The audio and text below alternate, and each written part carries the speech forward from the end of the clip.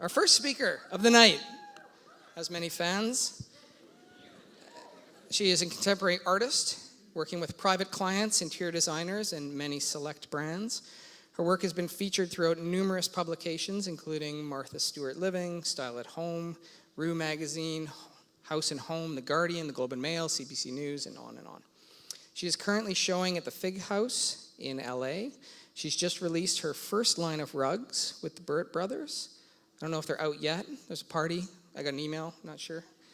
And her first line of textiles is coming out in the spring, summer of 2014 in collaboration with Nicole Bridger. So very exciting. Please welcome Zoe Pawlak.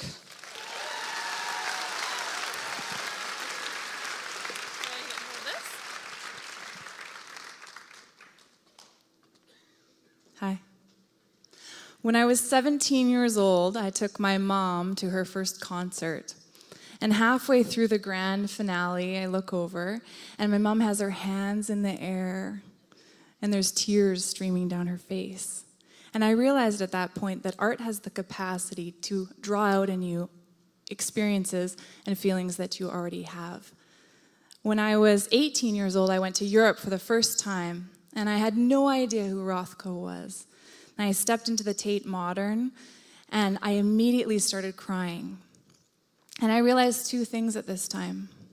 The public crying was hereditary, and I was going to have it my whole life.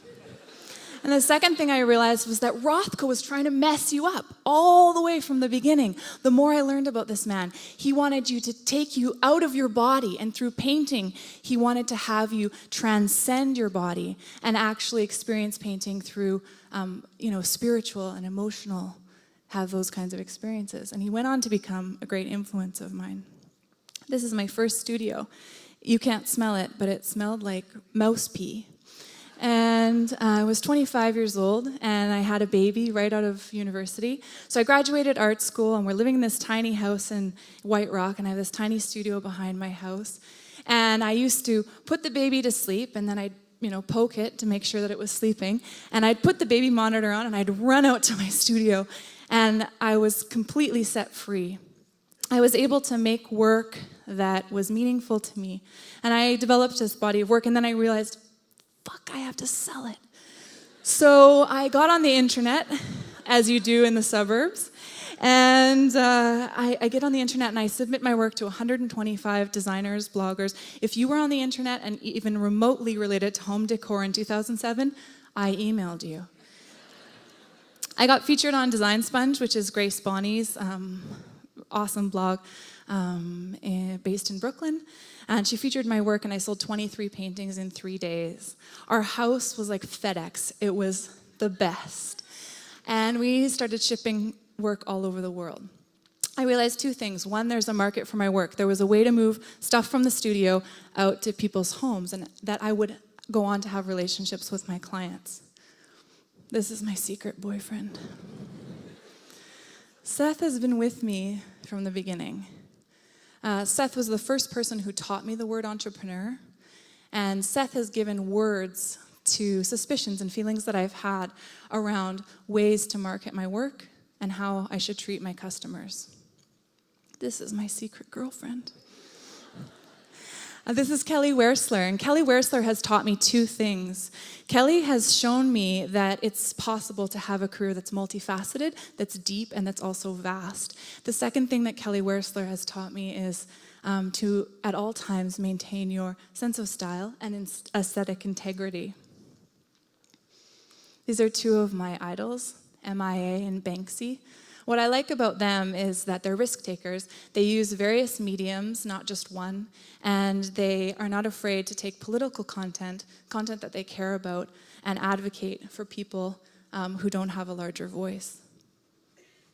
This is my grandpa. He played 5 professional sports and was an advocate for the poor with the NDP. And this is my favorite quote: "Chance favors those in motion." And what it means to me is that the more you're doing the things that you're excited about, the more you're going to be called to positions of influence and get to do more of what you love.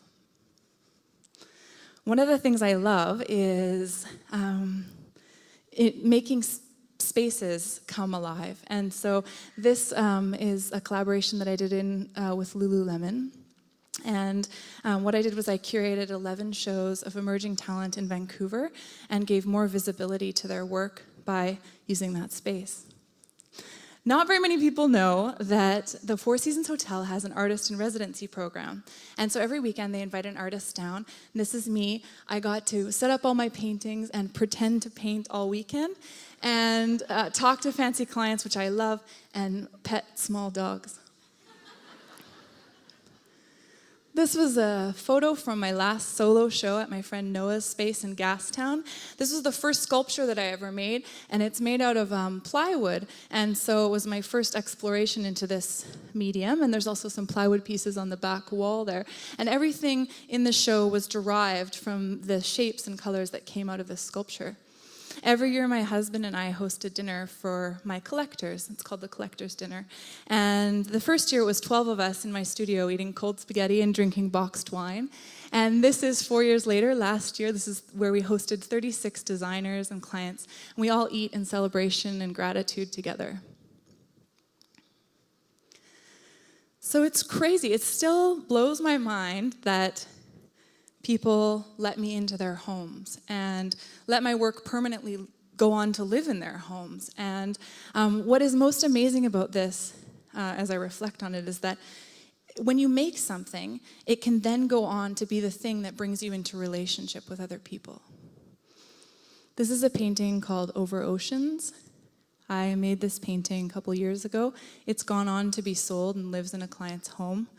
But every once in a while, you make something that wants to have multiple lives. And so this painting has become the departure for the two latest projects that I've been working on. This is the line of textiles that I developed with Nicole Bridger over here. This will be released in spring 2014. And so painting has brought me to relationship with my individual clients, but it's also brought me to relationship with fellow designers, fellow artists, and fellow collaborators. This is one of my rugs that just got here from Nepal a couple days ago. And they're being launched, released to the public on Friday. We did 5 rugs, and again, this series was derived from this painting Over Oceans.